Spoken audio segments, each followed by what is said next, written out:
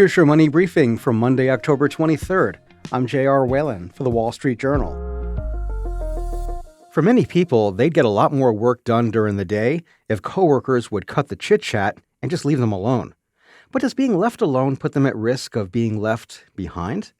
Wall Street Journal work and life columnist Rachel Feintzeig joins me. So Rachel, people had lots of interruptions when they were working from home during the pandemic.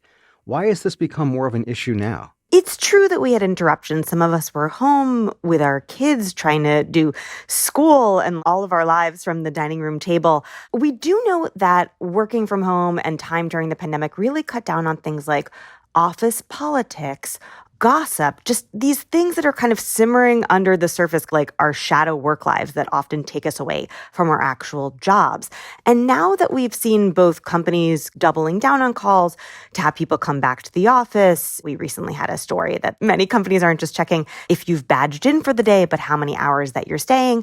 That combined with an increase in pressure in many corners of the economy and the workplace, bosses and workers are feeling anxious. And all of that is bubbling up into these kinds of interruptions, this sense that there's more useless meetings, more busy work, and this feeling that I keep hearing from people of like, I wish I had more time to just do my actual job.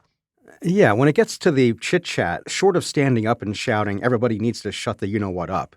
How do you let your office mates know that the distractions are getting in the way of you doing your work? A lot of it is about being proactive, right? So in the moment, you can do things like wearing headphones. But the thing I have mostly focused on in this piece is about how to make it so that you preemptively get that quiet. So one idea is to every week have a one-page document that you can send out to your bosses and to your colleagues as well, just outlining detailed status on your project. What work did you do last week? What permissions or roadblocks do you perceive needing from other people this coming week? What percentage done are you with this project? And you can link to past installments at the bottom so that when someone comes up to you and has a random question about your project, you can just gently, kindly, you don't have to be a jerk about it, but you can just refer them to the link and be like, I outlined it last week. Click here.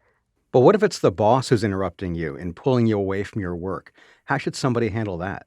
A lot of that, again, is about managing up and being proactive. When it comes to the boss, you want to really make it clear that you're handling your own world. You have things under control. The more confidence they have in you, the more they're just going to leave you alone. I talked to someone who every Monday morning, he would take a look at the contours of his boss's schedule. So he would glean what he could from maybe taking a look, at the boss's calendar, if you can access it, or just a sense of what's coming up on my team or in the company this week. And then he would proactively go to his manager and be like, I see you have a meeting with this client. Here's a report you could give them. And so the boss feels prepared. They know that you have everything under control. Now you've helped them totally prepare for their meeting. And then you know that you have this chunk of time to just be creative and really hunker down with the deep work. Does it seem like people sometimes underestimate the value of something you said, managing up? We think of it as like a boss is just telling us what to do and it goes one way. And that's certainly true. A lot of our job is about asking for permission, taking direction, but there's so much more freedom you can have when you build that confidence in your boss. This quote from someone I talked to for this piece about like, you're handling your world. They don't have to worry about you. And that is well within our control in many boss-employee relationships. But is there a downside to being left on your own and flying under the radar, whether you're at home or in the office? Could it leave you without a finger on the pulse of what's going on at the company? Absolutely. This can work in a couple of ways. You could be left behind if the company kind of pivots direction. You don't even know what kind of the latest projects are. And even something like you might be more likely to be laid off if you're not developing those kind of newer skills. And then you just might not get put on the coolest projects because no one even knows that you're out there if you're flying too under the radar. If independence is really important to someone, what could they ask during a job interview, or what kind of research could they do to give them a picture of what to expect in terms of autonomy?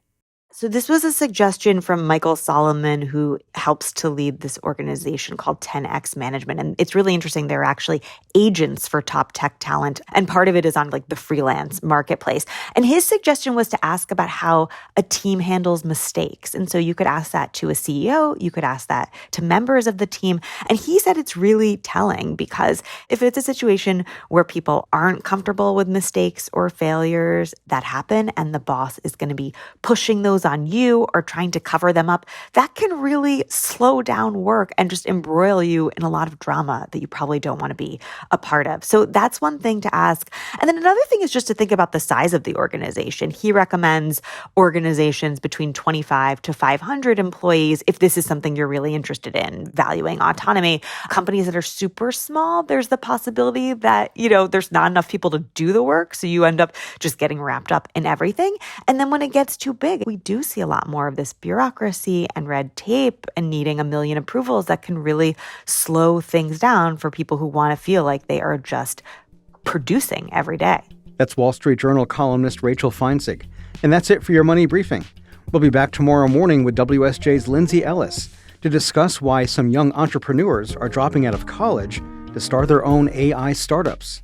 This episode was produced by Ariana Asparu, with supervising producer Melanie Roy. I'm J.R. Whalen for the Wall Street Journal. Thanks for listening.